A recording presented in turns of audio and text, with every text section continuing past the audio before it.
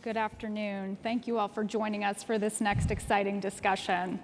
My name is Hillary Lane. I'm with the Nuclear Energy Institute, and we're at a moment in time where we're seeing multiple forces converging. The push to reshore industrial manufacturing, strengthen domestic supply chains, and the explosive growth of AI leading to electricity demand not seen in decades. So together, these trends are reshaping how we think about energy reliability, fleet scale deployment, speed to market, and cost. So today, we'll explore what that demand means and the opportunities and constraints around the system. So with that, let me start by allowing my panelists to introduce themselves.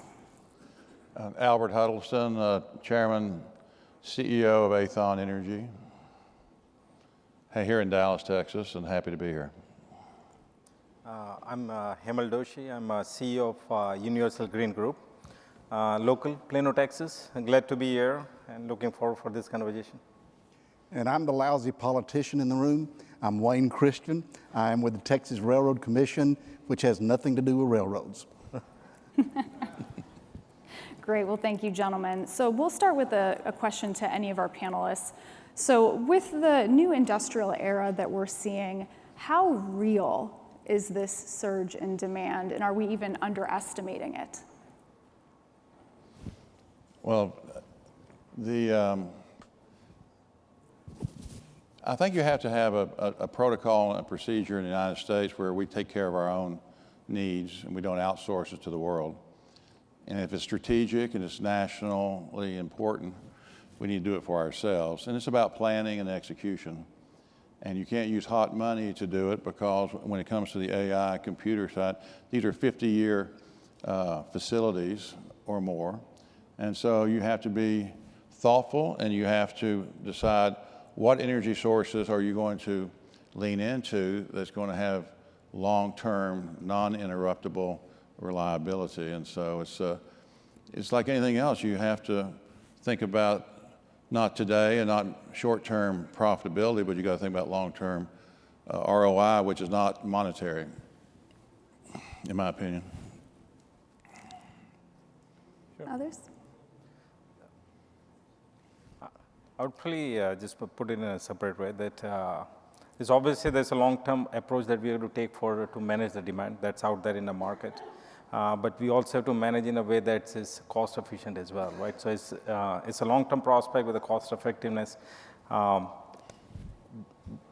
We have to make sure that every technology that we are putting it out, right, we are managing it in a way that it does not eat us out. So what does that mean? Eat us out is, that we do not, we stay enough competitive that the cost of those AI thing or cost of those things, we compete in a way that we are not, that those guys outside from China or somewhere else, they're not going to be so cheap that we, we lose the competition on that side.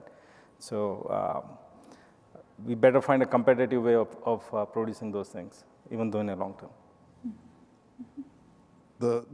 The ERCOT estimates that the increase of electricity right now about 85 gigawatts today will be over 120 gigawatts by the early 2030s. And so can we meet that demand? Can we do it is kind of the question. And I think we can, but are we going to? I think I've spent a lot of my years watching people yell at each other. You have the people with windmills and solar panels over here, with oil and gas over here, with nuclear over here, and we keep yelling at each other that we're all going to take care of it ourselves, and we're going to penalize the other guy. And that negative fight has got to end. We've got to come together as a country and understand that our goal is to supply the energy to keep our lives doing what we want the future to be. What we're reverting to right now with this war against each other is people saying, well, we're suspicious. We don't need this here. We don't need this. It's going to hurt this, hurt this. And I hate to see us arrive at a free market system that has made America the greatest in the world, that all of a sudden our goal is to restrain development instead of increasing the products, increasing the products to meet new demand highs. And I hope that's where we go. So Commissioner, just a follow-on question to that, Texas is such a high growth state. Do you see any constraints within ERCOT moving forward? Well, the constraints are the transportation. It's not exactly ERCOT. They have the desire to do it to create the electricity, but you've got to have the supplies. And the supplies are here in the state of Texas. We are 40% of the world oil supply and natural gas supply. We are the headquarters for LNG in the world. So we have the resources here, but getting them to the market, getting them to the electrical generators, getting them where they need to go, the infrastructure to do that is what we're going to have to build in Texas. And Texas will do a lot of good because we're so big and we don't have to do the international or the interstate regulations. Where you get in problems is the rest of the country. We have to go through FERC and others to get anything over the state line. And every state has a little bit different. And you've got people, of course, in the Northeast that are still getting a lot of their natural gas supply from Russia. It's just, in California, you know the battle there. The people just don't want it, but they want to continue the lifestyle. So the problem, I think, is the infrastructure of delivery of all the great products and great industries that we have in Texas to get them to the place they need to be. Fantastic. So Albert, we'll go to you next. How are the supply chain challenges, particularly around sourcing energy and key components, shaping the pace and the geography of both the energy and the data center build out? I don't think about those things because if you're doing a great job and you plan out in front and you execute and you anticipate 5, 10, 15, 25 years out, then it's like taking an icebreaker on the Mediterranean where you just don't have big waves. It's about planning and execution. One of the big problems we have in this country right now is take private equity, for example. It's 5 to 10 year money. It's hot money. It's ROI. They don't care about R&D. They want to strip it down to the bare bones. They're trying to make money, and that's what they're designed for. But they are the bane to creating long-term strength to industrialize and to make sure that the United States can handle their own thing. So as far as when you talk about the logistics and about infrastructure and about the various things that get in the way, I think that's more for people who have a short-term mentality rather than a long-term mentality. And I grew up in eastern Tennessee. My father started with a restaurant in Oak Ridge. So I went to the Y-12 plant as a nuclear facility. Nuclear is brilliant, but it takes time. But somebody's got to be the feedstock to get that started. So my view, the relationship between private energy and capital and governmental energy and capital, one's got to help lead the other.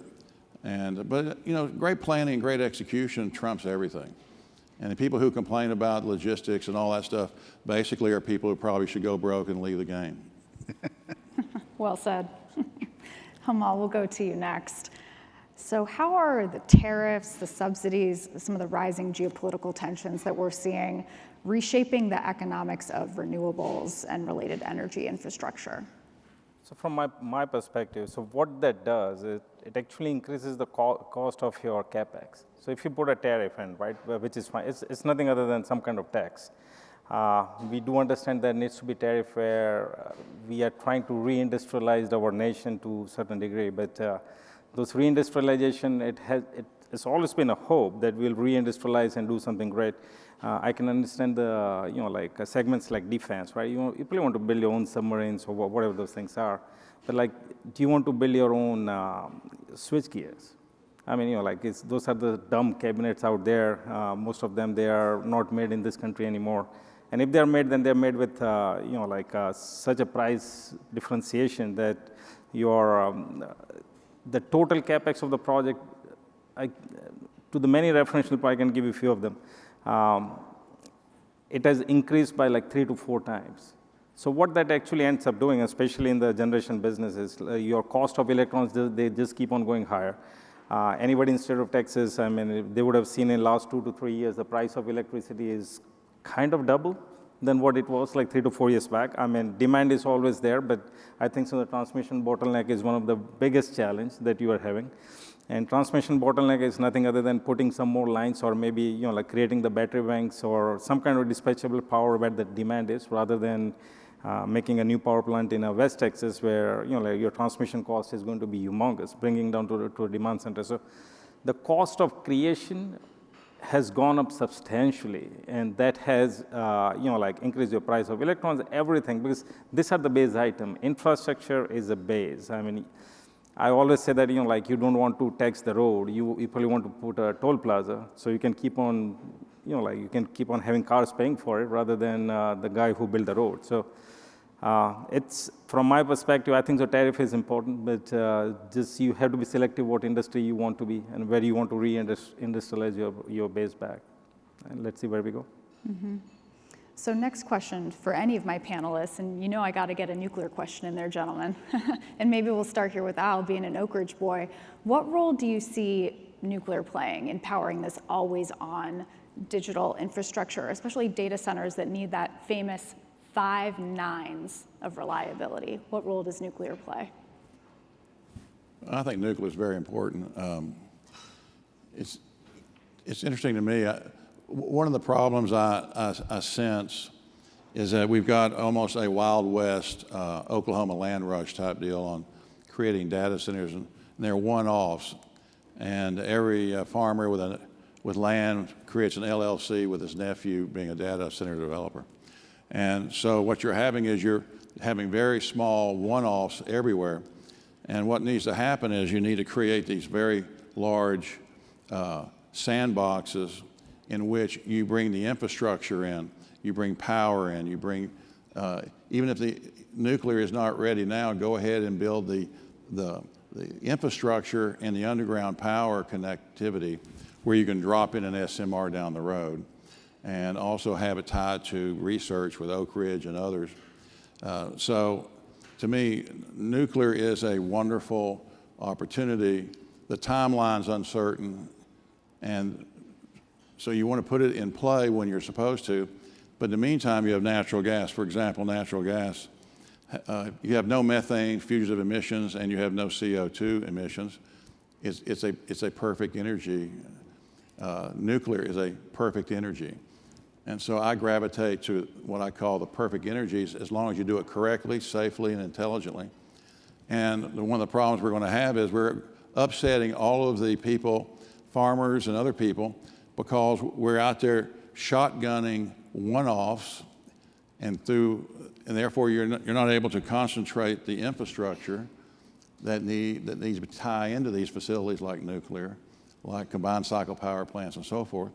And therefore it's very expensive, and then also it creates the very people who want you to fail because you are impacting their lives in a way that shouldn't be that way. If you'd had more of a holistic planning sandbox, in my opinion. I'm going to use that line now. Perfect energy. That's fantastic. Hamal, thoughts on nuclear? So nuclear always has an, it's a halo behind it, one, right? That we want nuclear, so that's a clean energy. Like France did it long time back. For whatever reason, we are still trying to catch up on that one, and no nuclear plant has come up in a long time. But as a mix, it has to be there. You cannot isolate nuclear as a good or bad. It's a requirement as part of the mix. We were all looking for micro plants, as I was talking backstage. I don't know where we are with that, but maybe sometime in future. But yeah, I mean, it has to be in a mix. Some of the countries has done really well. European countries has done really well with the nuclear, and I don't see why we should not follow them either. Commissioner, thoughts on nuclear? I remember back when I was in the legislature a while back, we were looking at creating a nuclear, permitting nuclear, and the requirements the federal government has are so extraordinary. I think it was $50 million we just had to put in a trust fund for the sake of covering whatever. And it was just a cost, the regulation. So what I find, just got back from a conference that had the Secretary of Energy and other major oil company CEOs, et cetera, together, and the biggest threat we have to the development of our AI centers is government regulation, okay? And so if government regulation would back off on some of this stuff and allow it, because it increases the cost. I'm an old banker and financial guy, and the costs are just extraordinary of what the government adds every time there's a new regulation. And you participated in DOGE, and he was sharing with me, they accepted none of the recommendations that this gentleman came up with at Washington. So we just love our regulations and government coming in. The other part of that are the dollars that the government entices to the states and to governments are not efficient and not free market capitalist. It completely kills competition when the government funds to the tune of billions of dollars any one particular technology. And so you get back just to economics in Texas of why we've not built nuclear or anything else is because natural gas is just so darn cheap. I mean, right now we have so much natural gas, just unbelievable supply. We're the world leader probably.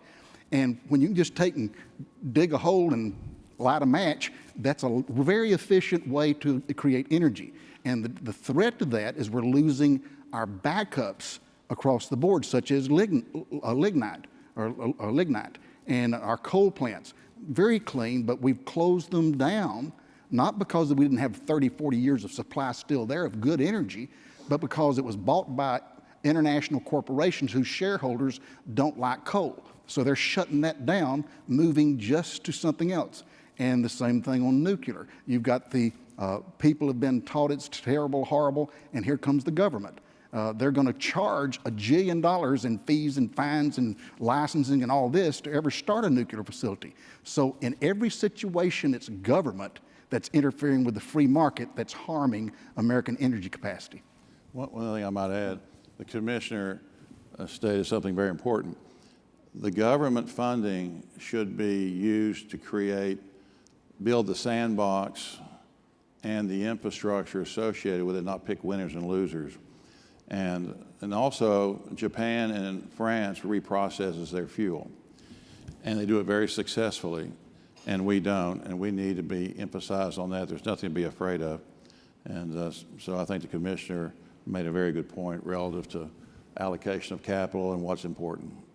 That's a great segue into the next question for any of the panelists. So are the regulatory and the permitting frameworks keeping pace with that speed of private market investment? For people who have the attitude that they're going to do things correctly, that they're going to, like my philosophy is 99% of excellence called mediocrity. I have one number for excellence, that's 100%. And so my view is that if someone told me that fugitive methane emissions and CO2 emissions are going to hurt my grandchildren and my great-grandchildren and great-great-grandchildren, then why would I not spend my capital, my time to buy the insurance policy, even if there's some doubt in that, that's very, very important. And so regulation, I don't say there's too much regulation, I think it's misplaced. But for the people out there who are just trying to poison our world or to go for a quick buck and harm everyone out there, their reputations, and therefore creating a harder road for those of us who want to do everything well. So I'm always torn here. The problem with regulation, though, is you hire somebody to go force somebody to do the right thing.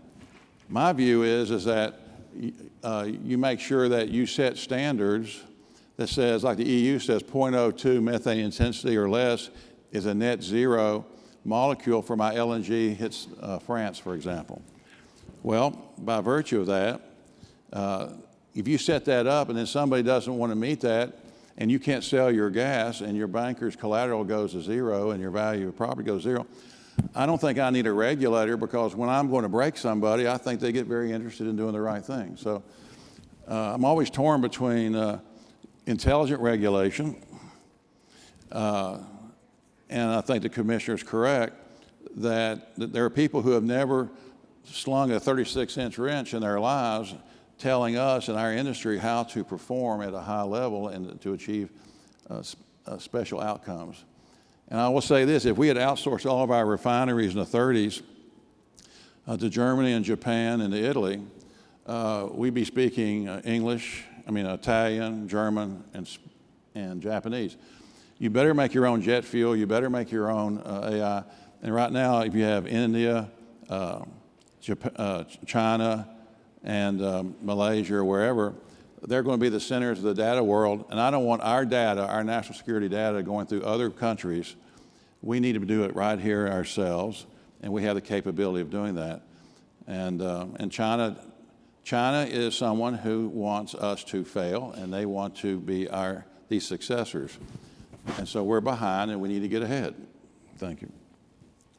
Certainly, speed to power. Himal? Sure. No, I actually agree with Al for a lot of points on this one. It takes around 2 to 3 months to build a data center in China. It takes 3 years over here. I mean, it's as simple as that. So the timelines between 3 months to 3 years, you can pretty much add up on 2 main segments. One is regulation, one is power supply. Those are the 2 main constraints. On the regulation side, I mean, I agree with Al. I mean, we work in around 22 states right now with like local jurisdictions and this and that. The same product that will cost me X to build in Texas will cost me like 3X if I have to build in state of Washington. There's no reason for it other than, as what he's saying, that a guy who has not hold a wrench in his life, he's coming over there and, the entire construction is stopped because he can just say that, you know what, you guys have not done this or that, right, X, Y, Z. So some of this policy has to come from a national level, I would imagine, right? The federal policy needs to be out there that can override the state, local kind of policies. So there is a way to do it, and we can speed up the things. But as where we are right now, we see this, what do you call it? It's actually a war, right? So it's a data war that we are losing with China right now in a really huge way. I mean, if we don't do anything right in I don't think so you have a decade in front of you, at least in this game. I mean, you probably got 3-4 years, maybe max, I guess, where if you don't get your act together, especially on the regulation side, where, some kind of national framework and everybody follows it rather than localize, we are going to see issues. And as we manage, the data center build out, how do we also manage the environmental impact, water use, land use, et cetera, while still moving fast? Well, you shouldn't move any faster than you can have resources available that doesn't take away and undermine other constituents. And that's about bringing in capital for infrastructure, to the commissioner's point, and building it and doing it wisely and be anticipatory. And also, too, we're so caught up with everything has to be cheap and everything has to be ROI. The ROI is not, to me, the most important ROI, return on investment, is not financial. It's about something that has a long-term benefit for the United States and for the people and for our national security. And so I just feel that we have a very short-term method. I think the MBA programs and our elite universities are more focused on turning people into financial locusts who go to the wheat field and leave no wheat for planting the next year. And I'm really disappointed in where the short-term mentality we have. And so it's like on water, for example, we have produced water. It's going to cost more money to do RO or do something with that. So it costs more money. And if that means we have to pay more money to make sure that the average citizen is in a better shape. The big problem we have, we've spoiled our citizenry. Nobody pays for water what it costs to produce today, or sewer. They've gotten used to subsidized outcomes on water and other things. So the politicians don't want to actually make us pay what it takes to do that. And therefore, the politicians are continuing to ignore infrastructural improvement. They don't have the monies to go do things. And I find it very deplorable, actually, that at some point you got to pay the fiddler what it costs to provide services. But at the same time, we in the industry, we're smart enough, we have enough money out there and capability to go out there and solve the problem where you cannot undermine the average American on that journey, in my opinion. Thank you. Himal, thoughts? So as far as resources are, I mean, United States is really huge. So when you travel all around, right, I mean, you got to find the right place to put the right product. If you want to put a data center right in the middle of Nevada, right, I mean, that would be a bad idea. You don't have enough water. I mean, you can put it up near Lake Michigan, there's a lot of water. So resources are there. You got to plan it smartly, and then you can execute on that one. You don't want to, for sure, I mean, you don't want to take water out from Colorado Basin right now and put in, like some of these issues. So as this country, I mean, as what we have all traveled extensively around here, and it's such a large one, every resources that you need. So natural gas, I mean, if you need natural gas, or any product that's related to natural gas, you should put it up in West Texas. I mean, there's no point of putting up in middle of, I would imagine, Tennessee or wherever those places are where those products are not available, right? So you can spread it out smartly, and you can spread it out in a way where, like you can optimize the use of it. You don't have to break your bank for finding or creating the resources where they're not available. But yeah, I mean, we are blessed. As a country, we are blessed with enough resources everywhere where we need it in the right place. We just have to do it smartly and put those products in the right place. You know, I always make the joke that we as Americans now have been taught not to trust each other and not to trust private industry, not to trust your neighbor building.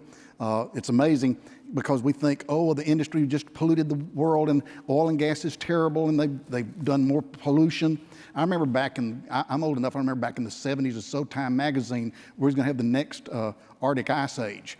And it changed about 2 or 3 years later to the cover of the magazine was the global warming trend. We've gone through all that. Then it got to be, we neither burned up nor froze to death. Then it got to the point that it's all these individual gases, CO2, methane, flaring, whatever they can grab for the headlines to fight. I'll give you a little fact about Texas. From 1970 to 2020, the 6 major pollutants regulated by EPA have decreased 77%, while economic growth was up 285%, population up 60%, and energy consumption doubled. What the facts are is that we are the cleanest industrialized nation on planet Earth. And our part of the environment, as stated by Joe Biden, is 15% of the world's environment.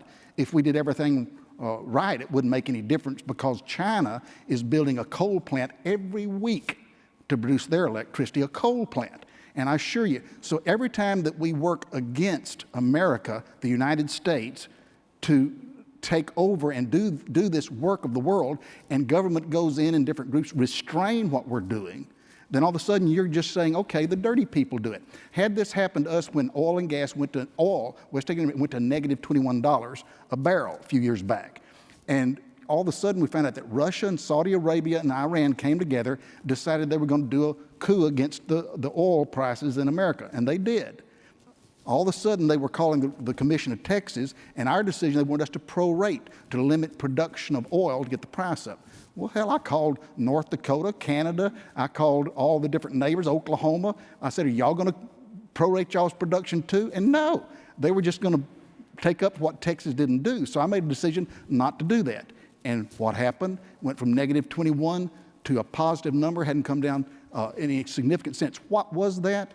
It was certainty in the market for investors.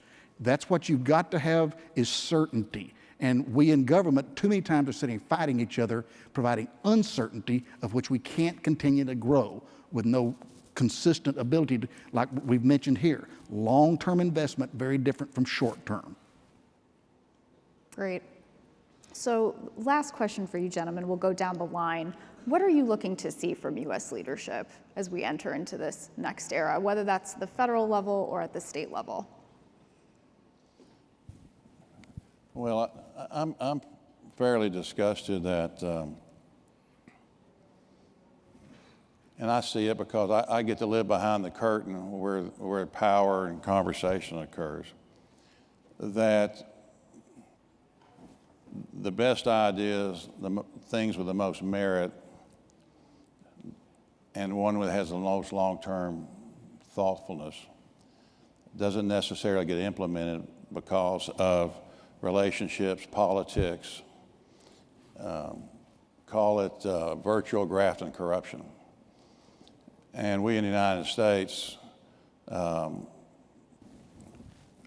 basically on pulling on the rope. We're trying to push a rope, and it just doesn't work. And so whether you have a positive or negative view of President Trump and his administration, he's a doer. He's doing things that need to be done, things that are hard. And you can't ask everybody's opinion. At some point, you have to make something happen. And like I said, when if my relatives hadn't owned all the land up there where the TVA is today, and they built the dams for Alcoa aluminum, Charles Hall invented the electrolytic ability at Oberlin College to make aluminum.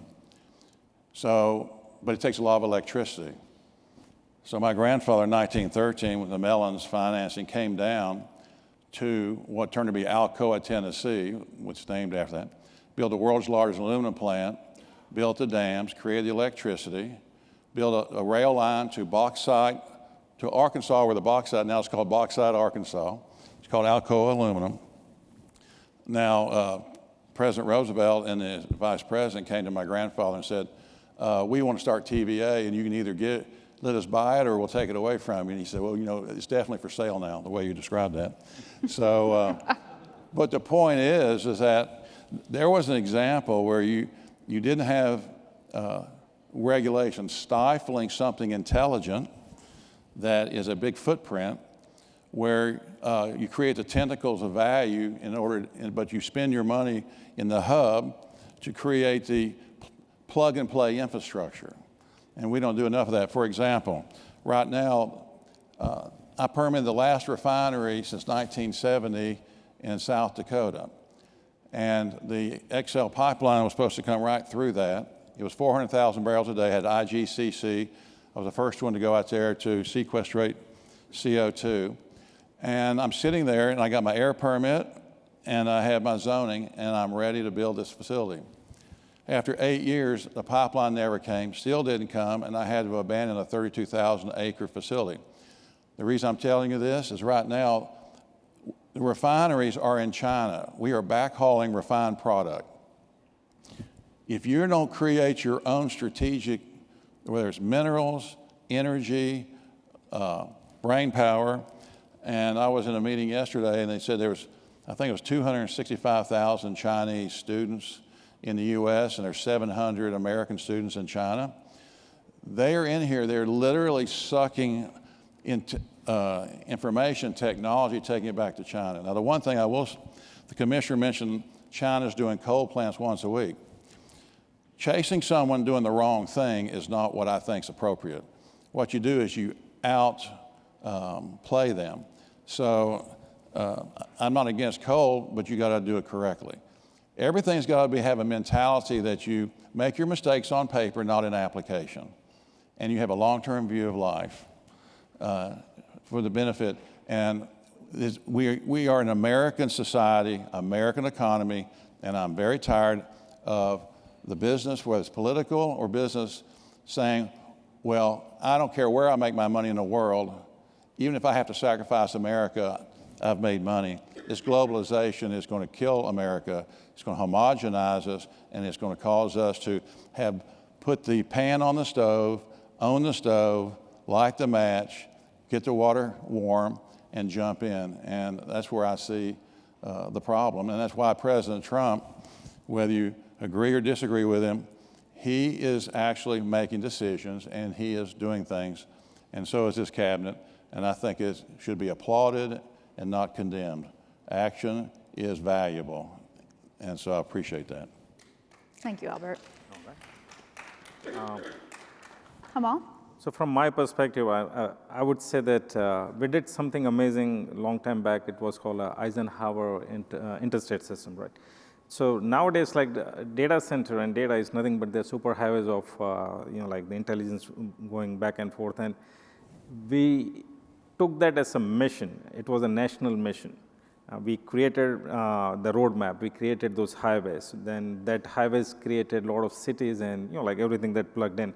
So what that means is like, you need to have a national plan of how this thing will roll up, roll down, either way. And you need to do it. I mean, it's too much fragmented right now. It's too much at the local level, political level, this, that, right? I mean, so any national mission that if we can come up with now, you just can't think it differently. Why would that not help? I mean, it helped in our roadways at that time.